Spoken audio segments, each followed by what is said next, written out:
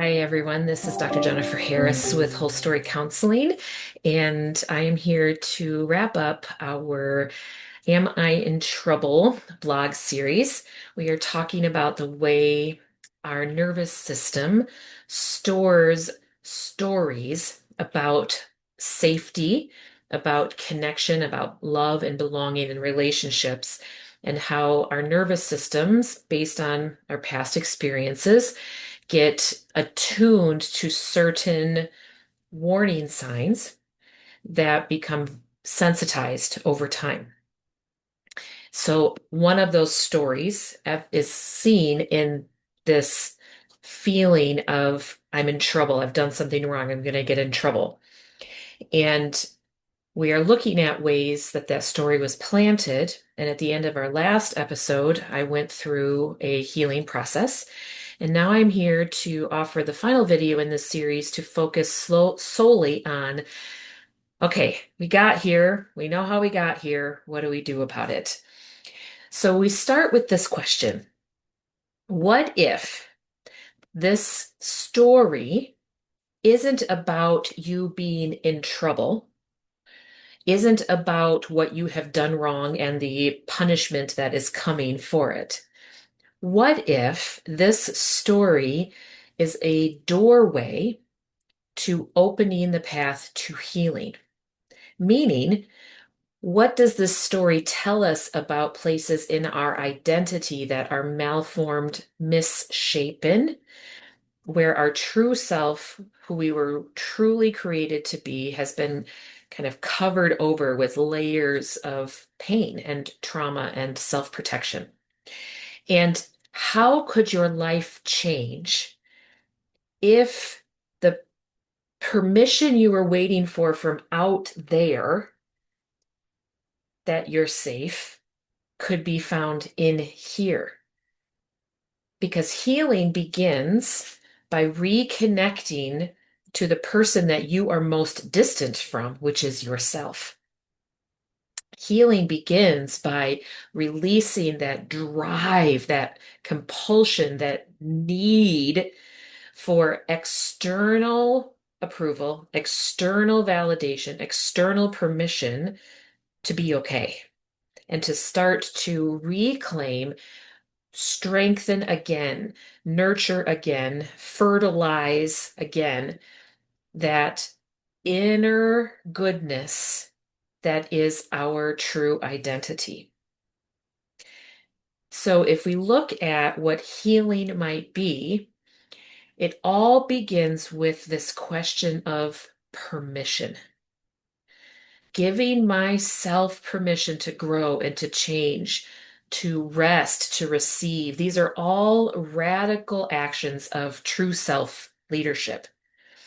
And the safety to choose that permission comes from reclaiming the connection to yourself that is already sort of oversensitized to attune to others, which is not a bad thing. The challenge is it gets out of balance. We're so hyper attuned to others that we forget that we are part of the equation. Not to mention the divine, that the godness around us is also part of the equation. And when we are out of balance, the way that we perceive these relationships are always going to be out of balance as well. So the healing practice begins with, can I give myself permission to try something new here? Most people with this story spend their whole lives waiting for the external approval before they choose something different. And if that's what we're waiting for, we're going to be waiting forever. Because reclaiming agency, reclaiming true self-leadership is learning to say, permission granted to myself. Most of the time, some of us live in hierarchical structures where to do work, to do our jobs, to live our life, we need permission. Maybe, military. One of the things I joke about is that I love Star Trek. And so there's permission that's needed from the captain of the ship or whatever. But in your life, in your relationships, in your experience of what it means to be human in this body, you are the captain. You are the leader. You are the one that says, I can choose. And when we start to take advantage again of that agency that we were already created with, to say, permission granted, it is time. This is true self leadership. We are all looking for ways to become more resilient and grounded in the face of anxiety. And when we start to understand that this is not something that comes from external to within, it already lives within us, then we can start to take this journey towards reclaiming where we have abdicated leadership. Part of how I work is through this theory of practice that I call whole story living. Whole story living is a framework for the principles of what mark this journey of healings and transformation and reclaiming our whole self and letting go of the power of these false self stories to determine our future. Whole story living is about cultivating our true self leadership in a way that is dynamic and a whole self approach that is moving and working and growing continually towards aligning ourselves with our true identity, calling, and purpose in action. Whole story living is defined as pursuing the holistic desire for goodness and connection. It is an intersection of theological and psychological foundations of what it means to release the false self and to return to the true self leadership through healing and wholeness. Whole Story Living offers 5 principles that interconnect and inter-influence each other in a kind of synergy that fuels the journey to wholeness. And these 5 principles invite us to bring our whole selves to the journey, mind, body, and spirit, in an emotional attunement and a relational context, so that the process is an ongoing, dynamic process of growth. Very quickly, the 5 principles: pursuing, which is all about the ing. It's not pursuit. It's not I pursue, but I'm pursuing. ing because it's ongoing. It is the ongoing journey as the chosen path. It's all about the journey, not the destination. The destination is the journey.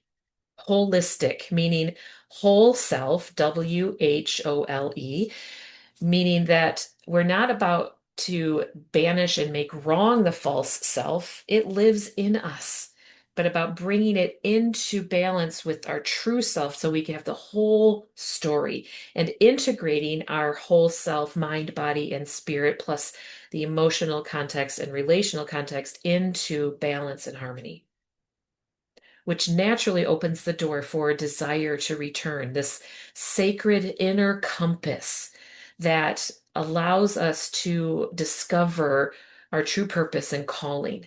It's the kind of homing beacon inside of us that says, this is what brings me joy, this not so much. This is, I'm created for this kind of work. I am definitely not built for this kind of work. These are the ways that I'm meant to show up in the world. And these are the ways that I'm meant to allow other people to be on a team with me to show up in the world. Goodness. Goodness is about living in integrity with our inherent human worth and dignity. Goodness is not about perfection in the terms of good and bad, right and wrong, but it's about the living into our calling from an aligned self-identity that I have been created thusly. And when we live that out through our calling and purpose, we are acting in alignment with our goodness. Lastly, all of these connections, all of these principles lead naturally to connection, reclaiming the sacred space of relational being, sacred relational space of integration and belonging, not only with others, which is where our in troublers tend to hear that I've got to fix my relationships out here, but for in troublers, it's about reclaiming the connection of I within the whole of integrated relationships. Today, I want to focus on the fourth principle, which is at the core of where this in trouble story gets embedded. Because goodness is all about our identity, who we are, versus desire is about living out what we do with who we are. The concept of goodness is drawn for me from the Hebrew word tov, T-O-V, which is about wholeness, alignment, and purpose. Goodness in the Hebrew sense of tov is not about perfection. It's not about performance or a moral rigidity, but about living in harmony within ourselves, with others, and with God. And in a way that where what we do matches who we are. It's that way that desire fuels our goodness and goodness fuels desire in a way that we know who we are and then we live that out on the outside. Goodness is about the integrity of our true self, the way that we have been created, the who we have been created to be before life, before life experiences, before hurt, before trauma, before wounding, when that true self just got buried under layers of self-protection. Cultivating goodness is to start letting those layers of false safety, false self-protection, false defense mechanisms start to be named and removed so that we can return. We don't have to reinvent. We don't have to even invent who we are. It lives in us. I never believe it can die. I believe it is always there. Just gets covered up with crap. So it's time to take start mucking the stalls, so to speak, so that it starts to make a space where we can begin to embrace integrity, which naturally leads to peace and belonging and connection in relationships because we are finding it in ourselves. This anxiety of being in trouble comes from this internal belief that there is something wrong with me. And cultivating goodness is about reclaiming our foundational identity as divinely created, beloved, and good in the sense that we have been built for a purpose. Goodness is toving, to put our ing language into it, is toving, goodnessing, is about reflecting our true selves within and without, grounding in resilience to the anxiety that is all around us by being in alignment with who we are, what we believe, and what we do. Therefore, any of the mechanisms that we do that are about external achievements, external approval, external permission start to be released so that we can begin again to reclaim the leadership of our true self in calling and purpose on this planet, which is about goodness for all. Realigning with our inner tov, with our inner goodness, is about knowing who I am and how I want to express that in the world. One of the examples I like to use is that toving is when you see a bird fly, when you see a fish swim. They are functioning in who they have been created to be. The creature is functioning as the creator intended. That is goodness. You might recall the story from the movie Chariots of Fire, where this man who ran saw it as his divine purpose and calling. When I run, he says, and of course his name just went flying out of my head, forgive me. When I run, I feel God's pleasure. That is goodness. When I am doing what I am been called to do, I might be tired, but I'm not exhausted. I am not drained in a way that I have to find a battery outlet real fast. We are meant to work hard, but when we are working in what our calling and purpose is, then it actually reignites us. It continually recharges our batteries because we're acting in alignment with who we truly are and what we've been called to do. So markers of healing our identity as Tove is about seeking alignment with who I am and what I do. And this is in particular importance in relationships because if we are acting in relationships from this place of I have to do this or I'm in trouble, we are out of alignment. We have moved from goodness into performance. And therefore, we are no longer operating from our calling and purpose. We're putting on a show. We're acting a part. And there can be no integrity there because integrity requires authenticity. Embracing Tove is naturally to embrace the imperfection of what it means to be human and to not allow those imperfections to be barriers to relationships, barriers to knowing ourselves, but as further doorways for healing paths. We are imperfect. Hope that doesn't burst anybody's bubble. Other people are not imperfect.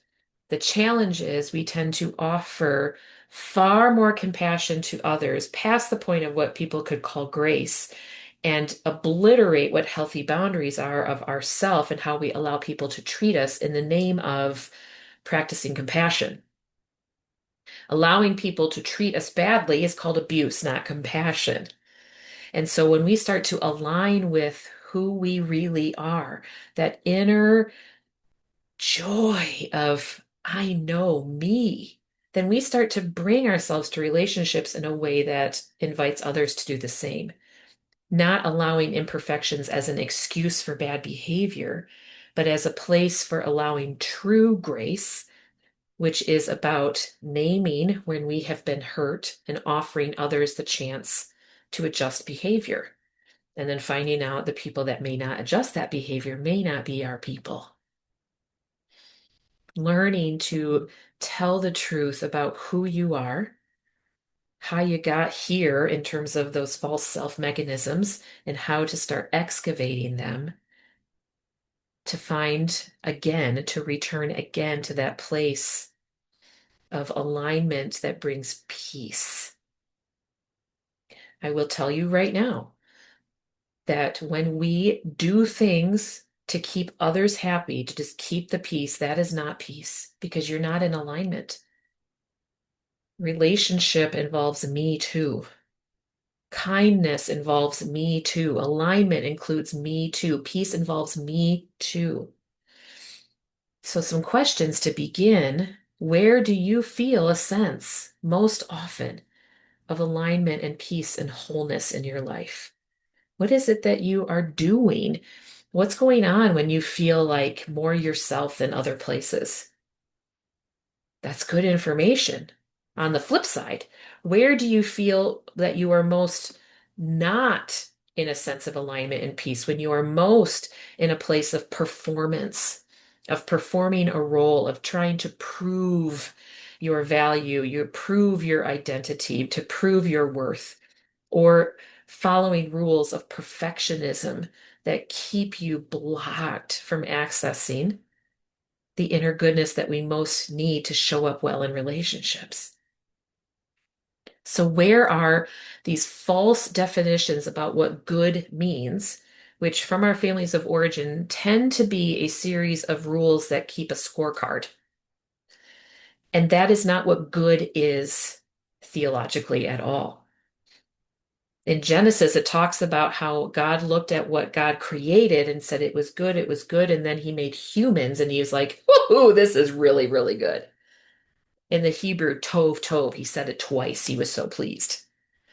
And so this is not about a hyperinflated ego. This is not about I'm going to do whatever I want all the time, whenever. That would be totally out of alignment with Tove because knowing who I am naturally allows me to show up better in the world. I don't become more selfish. I start to become more self-involved in how I bring myself to the world. This is not about being selfish. This is about I know me, which I can know me and we better, and everyone benefits. So if my goodness is inherently wired into me, how do I reclaim that through releasing these false roles that we play, these masks that we put on, these rules that we follow to please just love me? How do we release that so that we can learn to show up as who I am and not how I perform? If we show up in a way that says, I have to be this way to get loved, then we're going to get love for showing up as the fake, which doesn't get me love as who I am. And so we build this sort of like snake eating its tail thing where I show up fake, you love me as fake, which reinforces that I have to be fake, and we never escape. What if we could step out of that with the question, if I showed up as me, who would that be and who would be with me? So that we start to learn that this is actually what vulnerability really means. It's not about throwing my heart open to anybody on the street. It's about learning to take the risk to show up with my own self, not the masks, not the roles, and to understand that that is the foundation of peace, the antidote to anxiety. Brene Brown says that vulnerability is the birthplace of innovation, creativity, and change. So it might make sense sometimes that we don't want to know who we are because a lot of us are stuck in this terrifying fear of change. But at the same time, that's why we're anxious, is because we're longing for something to change. Anxiety doesn't live where we're happy with where we are. Anxiety is a signal. I don't want to be here. So, what if that could start to propel us towards curiosity about where could I change? What is possible here? What else could I choose? Kindness to say, I think I've been waiting for someone else to give me permission, and the person I actually need permission from the most is me. And then the courage to start walking that out in small steps over time, in restorative and healing relational and spiritual and self-aware practices that emphasize kindness and truth,